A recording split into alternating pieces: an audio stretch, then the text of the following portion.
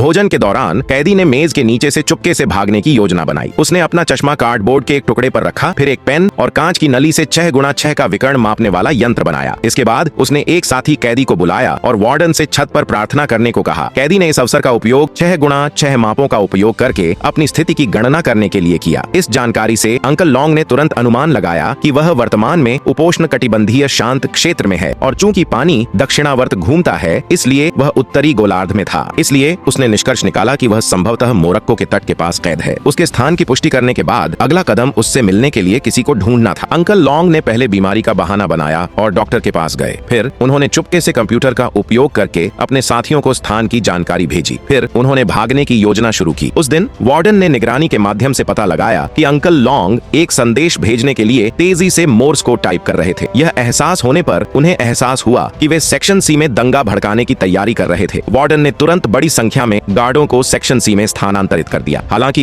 यह वास्तव में अंकल लॉन्ग की ओर से जानबूझकर किया गया ध्यान भटकाने वाला प्रयास था। इतने सारे गार्डों को सेक्शन सी में स्थानांतरित करने के बाद सेक्शन ए में केवल 2 गार्ड ही बचे थे। इस अवसर का लाभ उठाकर कैदियों ने सेक्शन ए में दंगा कर दिया। अंकल लॉन्ग इस अफरा तफरी का फायदा उठाकर दाशान को डेक पर ले गए, लेकिन गेट पर इलेक्ट्रॉनिक लॉक लगा हुआ था। अंकल लॉन्ग ने दाशान को वहीं छोड़ दिया और टेलीविजन की बिजली काटने चले गए। उन्होंने आसानी से गार्डों को हरा दिया, फिर बिजली बंद कर दी। दाशान ने सफलतापूर्वक गेट खोला और डेक पर चढ़ गए। उसी समय निकासी के लिए जिम्मेदार हेलीकॉप्टर आ पहुंचा। अंकल लॉन्ग को भागने के लिए और समय देने के लिए दाशान ने एक मशीन गन उठाई और पास आ रहे गार्डों पर गोली चला दी। इस बीच अंकल लॉन्ग को न पाकर निराश होकर वार्डन ने गुस्से में अपने आदमियों को बिजली बहाल करने का आदेश दिया। हालांकि अंकल लॉन्ग पानी की टंकी में छिपे हुए थे, धैर्यपूर्वक अपने मौके का इंतजार कर रहे थे। जैसे ही बिजली वापस आई, पानी की टंकी भरने लगी और अंकल लॉन्ग आखिरकार पानी से बाहर आ गए। जैसे ही अंकल लॉन्ग पानी से बाहर आए, दाशान ने झट से एक सीढ़ी नीचे फेंक दी। इस नाजुक पल में वार्डन को खतरा महसूस हुआ और दाशान ने अंकल लॉन्ग पर पिस्तौल तान दी। अंकल लॉन्ग ने उन्हें पकड़ लिया और जहाज पर तेल के ड्रमों पर कई गोलियां चला दी। इससे पहले कि वार्डन कुछ कर पाता, अंकल लॉन्ग ने पेट्रोल जला दिया, जिससे विस्फोट हो गया। दोनों किसी तरह बच निकले। फिल्म यहीं खत्म होती है। अगर आप इतने विशाल समुद्र में फंस जाइए तो आप कैसे बचेंगे?